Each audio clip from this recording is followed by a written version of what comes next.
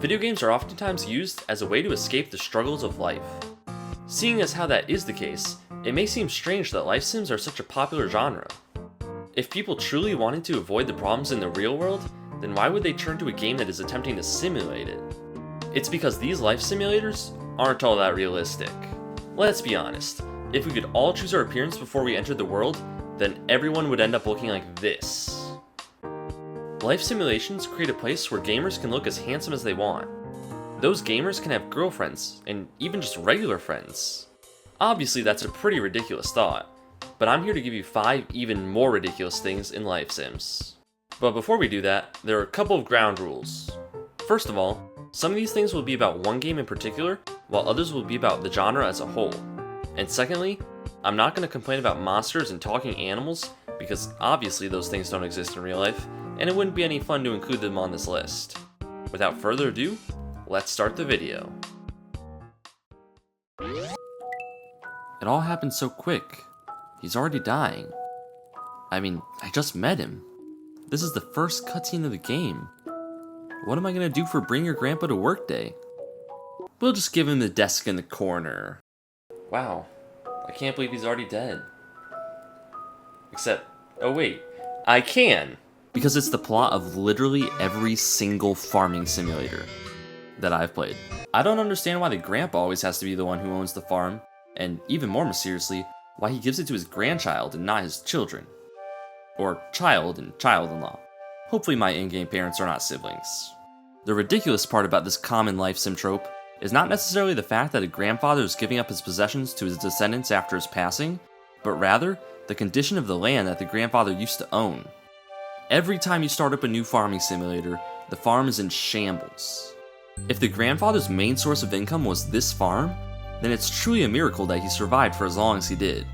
You could try to argue that lots of time passed between the grandfather's death and the grandchild's acquisition of the property, but there's a line in Stardew Valley that proves that excuse wrong. One night, the ghost of my grandpa visited me in my dreams and told me that he had been watching everything I was doing and was impressed. I guess he missed the part where I cheated on my wife earlier that day. More on that later.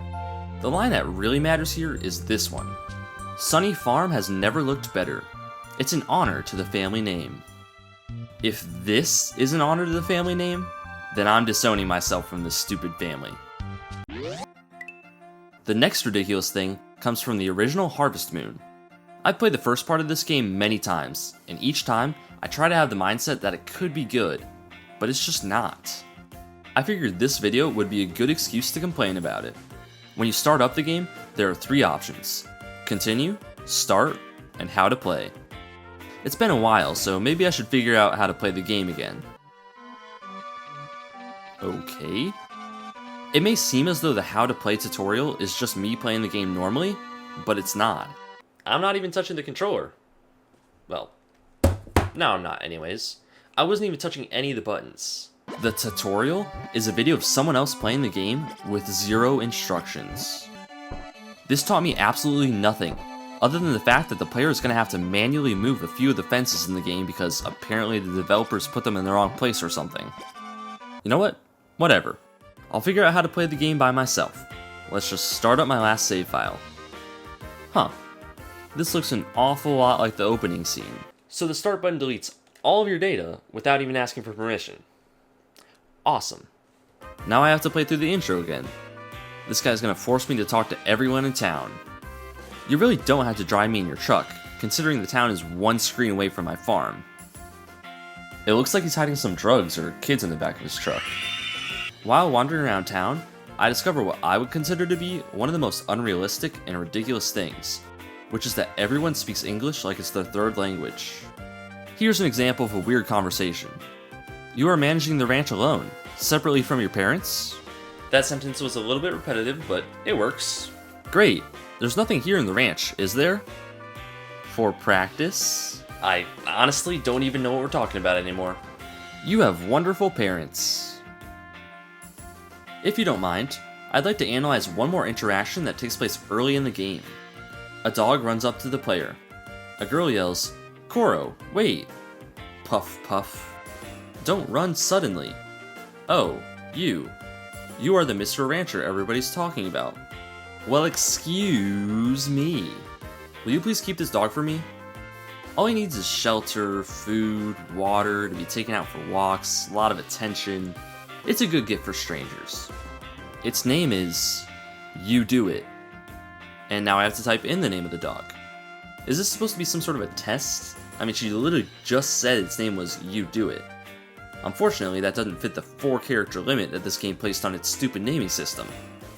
I'm not a huge fan of this game, in case you couldn't tell. Up next, we're going to be singling out another game. It's a game that I dislike slightly less than the original Harvest Moon, Animal Crossing New Horizons. The major problem I have with this game is the villagers. If you've watched any content about this game on YouTube, then you've probably heard YouTubers reminiscing on the good old days when the characters in Animal Crossing would verbally abuse them. Well, I also happen to miss those days. The most ridiculous thing about Animal Crossing New Horizons, and the third most ridiculous thing in life simulators, is that all of the villagers are happy at all times. The animals with cranky personalities will say something to indicate that they are mildly dissatisfied with you, and then immediately follow it up by acting like, oh, it was just a prank, I'm not actually mad. What's even more ridiculous is that all of the villagers' personalities are actually one single trait that defines them. For example, the lazy animals enjoy eating food and will find a way to mention food in every text box. The athletic people, on the other hand, are obsessed with mussels. If you exchange the name of any food in the lazy villagers' text boxes with the word mussels, then you would basically be reading one of the athletic villagers' text boxes.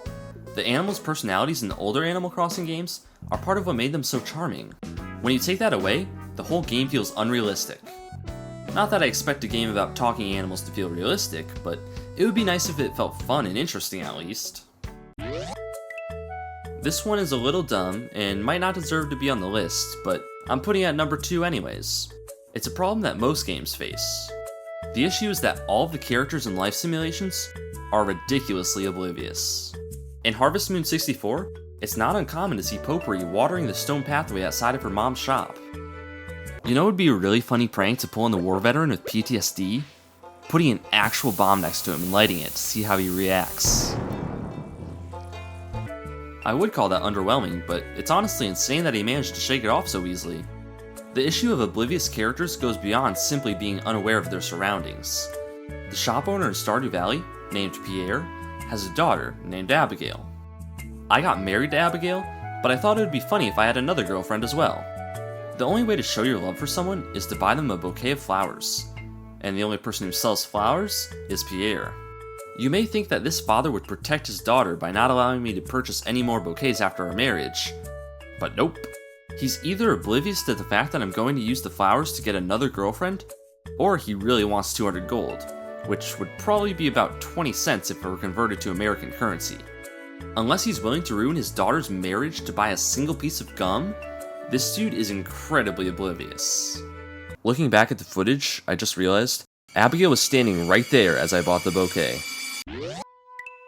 The most ridiculous thing in any life sim is the way in which the player woos their lover.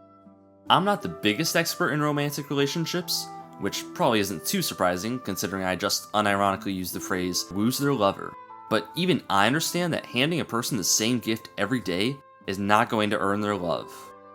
Especially considering that all my gifts come straight from the ground.